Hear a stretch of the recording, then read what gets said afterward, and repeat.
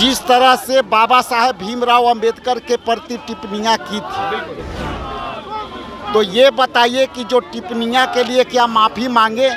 यदि वो कहते हैं कि हम संविधान मानते हैं तो माफ़ी मांग ले।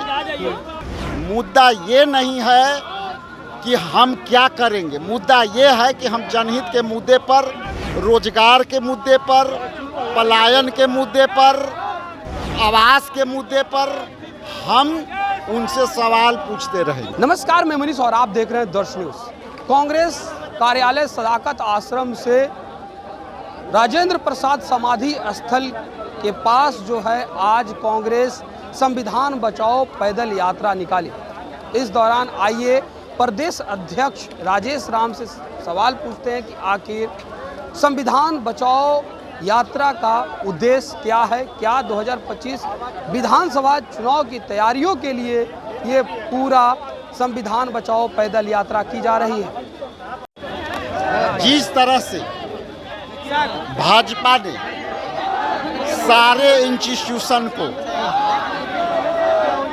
डाइल्यूट किया है, धर्मनिरपेक्षता को, संविधान में जो धर्मनिरपेक्षता का अधिकार दिया गया है, धर्म की अभिव्यक्ति की आज़ादी भाजपा खत्म कर रही है। और जय बापू, जय भीम, जय संविधान के नारे के साथ हम यहाँ रैली लेकर के आए थे और ये संदेश देने के प्रयास था कि देश संविधान से चलेगा, आपकी विचारधारा से नहीं चलेगा।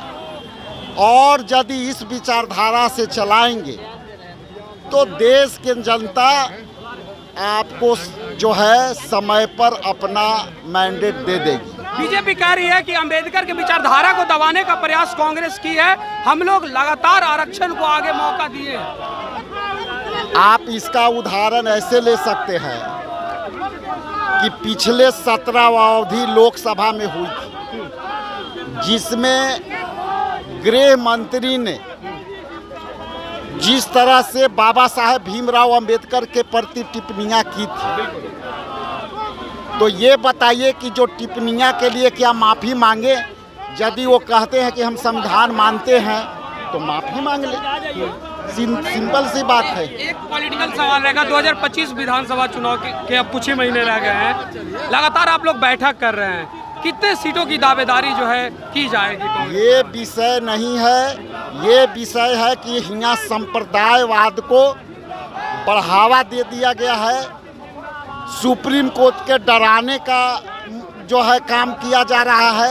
मुद्दा ये है, मुद्दा ये नहीं है कि हम क्या करेंगे, मुद्दा ये है कि हम जनहित के मुद्दे पर, रोजगार के मुद्दे पर, पलायन के मुद्दे पर, आवास के मुद्दे पर हम उनसे सवाल पूछते रहेंगे। तो ये थे हमारे साथ कांग्रेस के प्रदेश अध्यक्ष राजेश राम, जिनसे आपने तमाम बातें सुनी। इनका सीधे तौर पे कहना है कि हम लोग पलायन के मुद्दे पे, रोजगार के मुद्दे पे 2025 विधानसभा चुनाव की तैयारियों में जुट गए हैं और 2025 विधानसभा चुनाव में हम लोग पूर्ण बहुमत के साथ सरकार बनाएंगे। लेकिन अभी सदाकत आश्रम से सीधे समाधि स्थल तक संविधान बचाओ पैदल यात्रा जो है राजेश राम यानी जो कांग्रेस के प्रदेश अध्यक्ष हैं, उनके नेतृत्व में जो है आयोजित की गई थी और अभी राजेंद्र समाधि स्थल तक पहुंचे हैं कांग्रेस के प्रदेश अध्यक्ष। और क्या कहा आपने सुना। सहयोगी कैमरामैन शशि के साथ मैं मनीष, पटना।